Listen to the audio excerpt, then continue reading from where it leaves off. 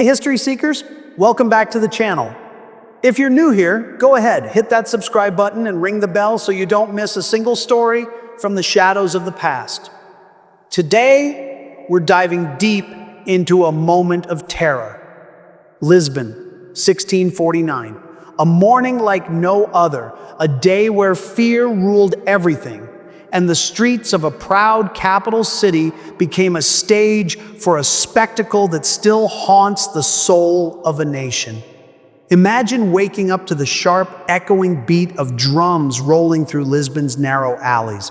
Not the sound of celebration, no, the sound of judgment. You look out your window, crowds are gathering outside the royal palace. There's smoke in the air, but it's not just wood burning, it's something heavier, fear.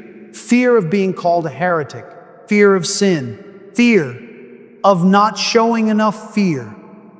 Priests in black robes stand like statues, faces unreadable.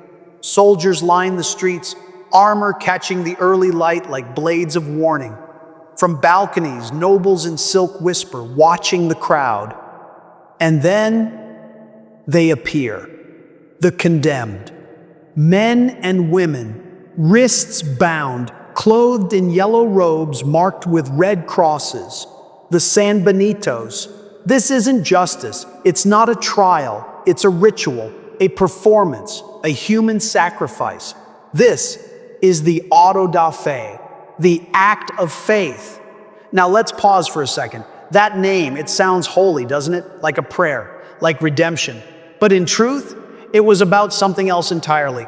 Power, control, obedience. The auto da fe was the final act in an Inquisition trial. Behind closed doors, the accused, most of them conversos, Jews who had been forced to convert to Christianity, were put through brutal interrogations. Torture, confessions dragged out through agony. No lawyers, no real defense. Accusations could be anonymous, and many times, the accused didn't even know what they were being accused of. But the punishment, that art was public, because that was the whole point. The church didn't light the fires, that job went to the state. But the church, it set the stage, it broke the spirit, it wrote the script. And in Lisbon, Portugal's crown jewel, the drama was unmatched. It's 1649. Tension hangs like a sword over the city. Just 9 years earlier, in 1640, Portugal finally broke free from 60 years under Spanish rule. King João IV sits on the throne, but his grip, it's shaky. Spain threatens war. Resources are thin. The people? On edge, suspicious, anxious. And when kingdoms start to crack, they look for someone to blame. That someone was the new Christians. Descendants of Jews who had been forced to convert, whispers spread. They still light candles on Friday nights. They don't eat pork. They speak Ladino behind closed doors. The Inquisition needed enemies, and they were perfect. On a bitter February morning, Lisbon's Praça do Comércio, the wide-open square by the river, became a place of horror. Grandstands had been built overnight, wooden platforms, one for sentencing, another for death. The royal family arrived in gilded carriages. Nobles in velvet settled in their seats, peasants, merchants, even children pressed into the crowd like it was a festival.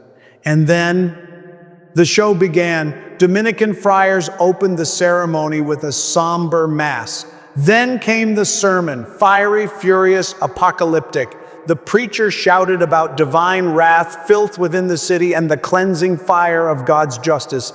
And then came the accused. 71 souls, barefoot, cold, eyes hollow. Some sobbed, begging heaven. Others stared into nothing. Some were spared the flames, given lifelong penance, fines, or prison. But 13 were handed over to the secular court, and that meant one thing: fire, burned alive at the stake, men, women, even a 16-year-old boy, their crimes, holding on to scraps of Jewish life, a whispered prayer, a hidden book, a ritual passed from mother to daughter. Their confessions were read aloud, word for word. Broken phrases spoken through broken spirits. Some begged for mercy, not to live, just to be forgiven, kissing crucifixes with trembling lips. Others couldn't speak at all. Then silence. Torches were lit, and the fire rose. But here's the truly chilling part.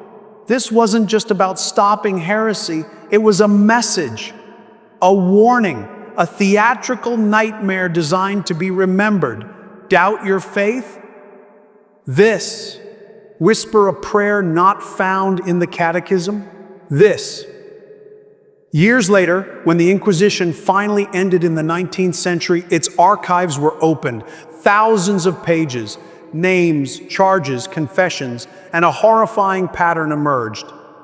Many of those confessions, nearly identical, word for word, same phrases, same structure, same admissions.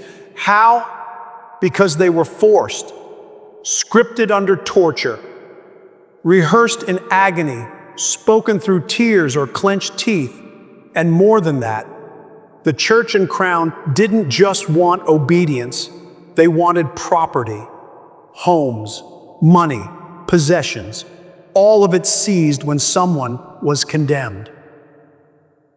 The flames weren't just about faith, they were about profit. That night when the fires died and the square emptied, Lisbon moved on. People went back to their homes, ashes scattered in the Tagus River. But fear stayed. For centuries, children were taught to report their parents.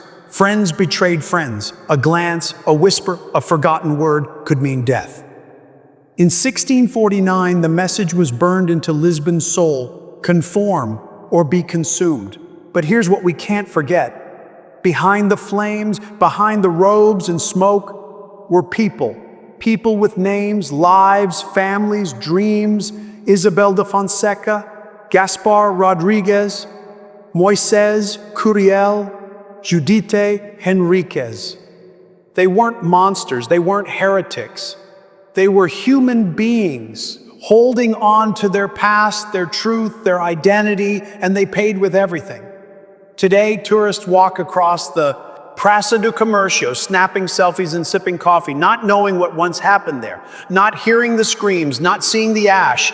But history doesn't vanish. It lingers in stone, in silence, in stories. The auto da fe of 1649 wasn't an act of faith, it was an act of fear. And maybe the greatest heresy of all was the truth. What do you think about this dark chapter in Lisbon's history? Drop your thoughts in the comments. And if this story moved you, share it with someone who loves history, real history. Give it a thumbs up. And until next time, keep exploring the past. It still has so much to teach us.